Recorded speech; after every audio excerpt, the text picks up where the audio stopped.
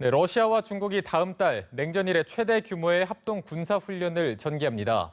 수십만 명의 병력이 동원되는 이번 훈련에는 핵 공격 모의 연습이 포함됐다는 관측까지 나오면서 관련 국가들이 바짝 긴장하고 있습니다. 러시아 연방군과 중국 인민해방군은 시베리아 등지에서 전략훈련을 실시합니다.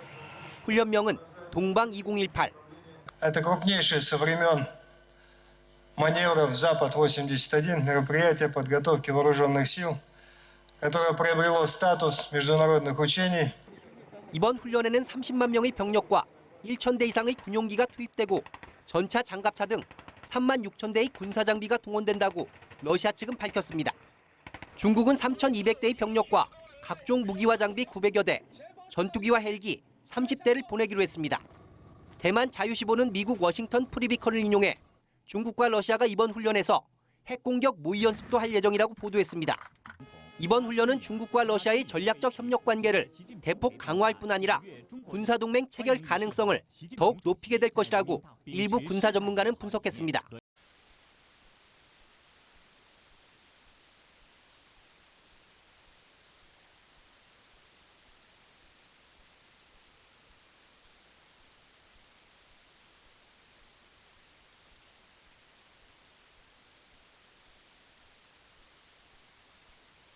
중국하고 러시아가 알래스카에서 군사훈련을 하고 있습니다.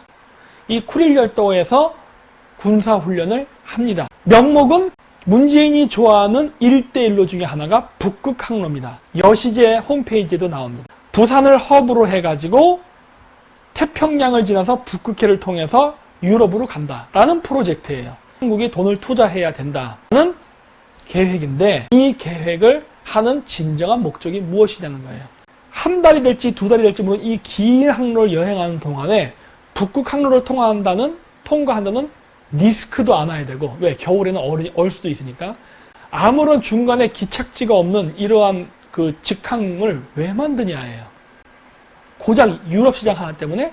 그럴 바에야 이 밑으로 가는 태평양 노선을 가는 게 낫지. 중국의 13억 인구, 동남아시아의 10억 인구, 인도의 13억 인구 이런 데가 많기 때문에 이 지역을 통과하면서, 즉 일반 버스 노선이죠. 위에는 고속버스 노선이라면 여기를 가야 컨테이너를 갖다가 내려놓고 다시 집어넣고 내려놓고 다시 집어넣고 하면서 유럽에 갈 때쯤 되면은 많은 돈을 벌 수 있어요. 또 다시 돌아오면서 중간중간 무역 거래를 하고 하면은 꽤 많은 돈을 벌 수 있거든.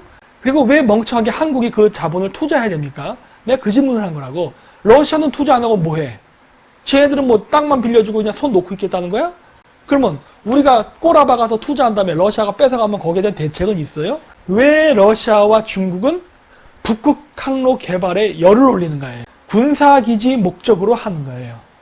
러시아의 산업, 인구는 대부분 유럽 쪽에 있습니다. 이쪽 극동지방은 아무것도 없어요. 지정학적으로 미국이 러시아 쪽으로 진출을 하게 될 때는 러시아에서 가장 인구가 없고 광활한 지역인 시베리아로 들어오게 돼 있어요. 러시아 입장에서는 이 지역을 방어해야 되는데 저 지역을 방어하려면은 저 지역까지 물자와 사람을 원활하고 신속하게 보내야 됩니다.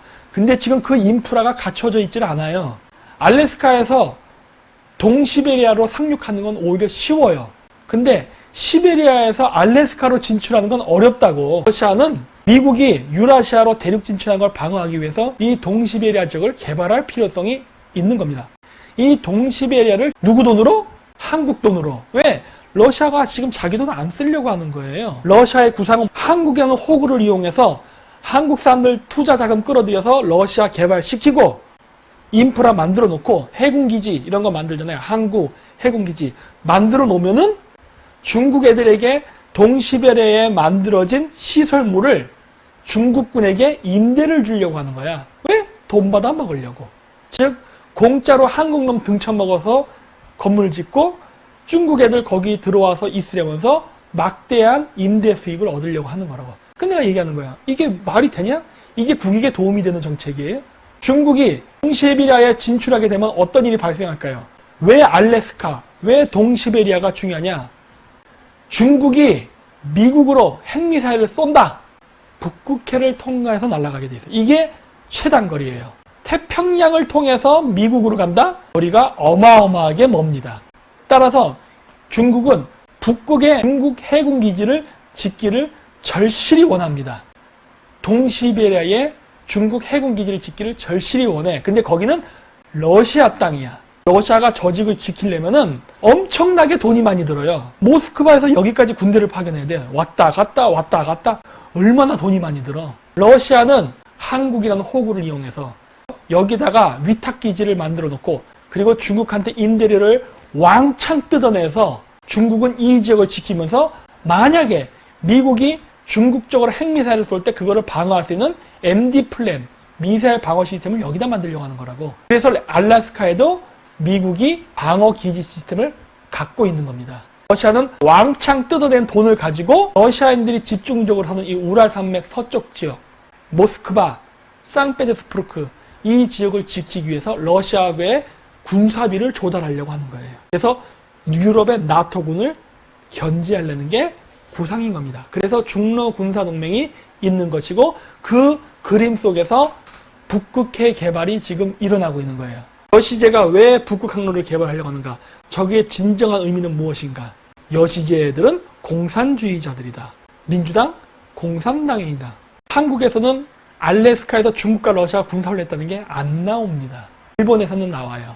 최근에 코로나 바이러스, 즉 우한폐렴 때문에 미군의 군사 작전 활동에 굉장한 차질이 일어나고 있습니다. 중국 애들이 그랬죠? 우한폐렴은 미국 애들이 만든 것이다. 천만에만만해. 미국이 만들었다면 미국이 지금 알래스카를 방어한다던가 하와이 이 지역을 방어한다던가 이럴 때 곤란을 겪겠어요? 군사 작전 활동이 마비가 되고 있다고. 미국이 일부러 이 짓을 한다고? 그럴 리가 없죠. 미국의 좌파는 좀 예외.